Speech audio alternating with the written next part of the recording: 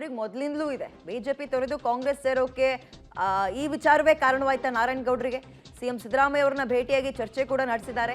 ಅದು ಕಾಂಗ್ರೆಸ್ಸಿಗೆ ಬರ್ತೀನಿ ಅಂತಲೇನಾ?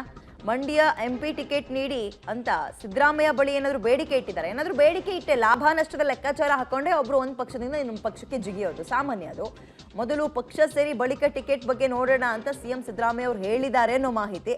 ಸೊ ಹಾಗಾದ್ರೆ ಮೈತ್ರಿಗೆ ಗುಡ್ ಬೈ ಹೇಳಿ ಕೈ ಹಿಡಿತಾರಾ ನಾರಾಯಣಗೌಡ ಅನ್ನೋ ಪ್ರಶ್ನೆ ಇದೆ.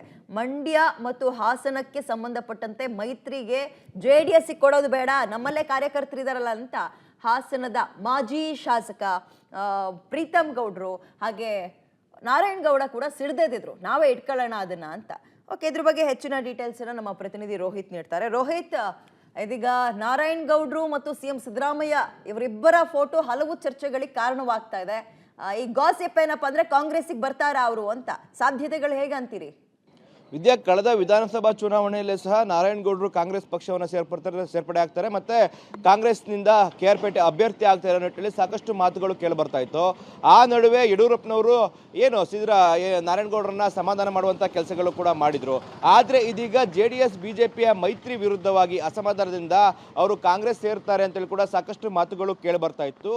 ಆ ನಿಟ್ಟಿನಲ್ಲಿ ಕಳೆದ ಸಂಕ್ರಾಂತಿ ಹಬ್ಬದಂದು ಒಂದು ಹೇಳಿಕೆಯನ್ನು ಕೊಟ್ಟಿದ್ರು, ನನಗೆ ಮೈತ್ರಿ ನನಗೆ ಅಸಮಾಧಾನ ಇದೆ, ಆ ನಿಟ್ಟಿನಲ್ಲಿ JDSನ ಟಿಕೆಟ್ನ ಬಿಟ್ಕೊಳ್ಬಾರ್ದು ಮಂಡ್ಯ ಕ್ಷೇತ್ರವನ್ನು, BJPಗೆ ಮಂಡ್ಯ ಕ್ಷೇತ್ರವನ್ನು ಬಿಟ್ಕೊಟ್ರೆ ನಾನು ಪಕ್ಷದಲ್ಲಿ ಮುಂದುವರಿತೀನಿ, ಇಲ್ಲಾಂದ್ರೆ ಬೇರೆ ನಿರ್ಧಾರವನ್ನು ತೆಗೆದುಕೊಳ್ತೀನಿ ಅಂತ ಕೂಡ ಸ್ಪಷ್ಟವಾಗಿ ಹೇಳಿದ್ರು. ಅದೇ ನಿಟ್ಟಿನಲ್ಲಿ ಇದೀಗ ಸಿದ್ದರಾಮಯ್ಯನವರನ್ನ ಭೇಟಿ ಮಾಡಿದ್ದಾರೆ ನಾರಾಯಣಗೌಡರು. ಈ ವೇಳೆ ಪಕ್ಷ ಸೇರ್ಪಡೆಗೂ ಕೂಡ ಮಾತುಕತೆ ಆಗಿದೆ ಮತ್ತೆ MP ಚುನಾವಣೆ ಟಿಕೆಟ್ನು ಕೂಡ ನಾರಾಯಣಗೌಡರು ಕೇಳಿದ್ದಾರೆ ಅಂತೇಳಿ ಹೇಳಲಾಗ್ತಾ ಇದೆ. ಆದ್ರೆ ಇದಕ್ಕೆ ಸಿದ್ದರಾಮಯ್ಯನವರು ತಿರಸ್ಕಾರ ಮಾಡಿದ್ದಾರೆ. ಈಗ MP ಟಿಕೆಟ್ ಕೊಡಕ್ಕಾಗಲ್ಲ, ಮೊದಲು ಪಕ್ಷಕ್ಕೆ ಸೇರ್ಕೋ, ಬಳಿಕವಾಗಿ ಉತ್ತಮ ಸ್ಥಾನಮಾನವನ್ನ ಕೊಟ್ಟರಾಯ್ತು ಅಂತೇಳಿ ಕೂಡ ಒಂದು ಮಾತುಕತೆ ಆಗಿರುವಂತದ್ದು. ಈ ನಿಟ್ಟಿನಲ್ಲಿ ಸಂಪೂರ್ಣವಾಗಿ ನಾರಾಯಣಗೌಡರು ಇದೇ ತಿಂಗಳು BJPಯನ್ನು ತೊರೆದು ಕಾಂಗ್ರೆಸ್ನ ಸೇರ್ತಾರೆ ಅಂತೇಳಿ ಕೂಡ ದಟ್ಟವಾಗಿ ಹೇಳ್ತಾ ಇದ್ದಾರೆ. ಆ ನಿಟ್ಟಿನಲ್ಲಿ ಒಂದಷ್ಟು ಮಂಡ್ಯದಲ್ಲಿ ಆ ರೀತಿಯಾದ ಬೆಳವಣಿಗೆಗಳಾದ್ರೆ ಮತ್ತಷ್ಟು ರಾಜಕೀಯ ಬೆಳವಣಿಗೆಗಳು ಮಂಡ್ಯ ಜಿಲ್ಲೆಯಾದ್ಯಂತ ಆಗುವಂತ ಸಾಧ್ಯತೆ ಕೂಡ ದಟ್ಟವಾಗಿದೆ. ಏನಾಗುತ್ತೆ ಅನ್ನೋ ನಿಟ್ಟಿನಲ್ಲಿ ಕಾದ್ ನೋಡ್ಬೇಕಾಗಿರುವಂತದ್ದು ವಿದ್ಯಾ. ಓಕೆ, ಥ್ಯಾಂಕ್ ಯು ರೋಹಿತ್ ತಮ್ಮೆಲ್ಲ ಡೀಟೇಲ್ಸ್ಗೆ.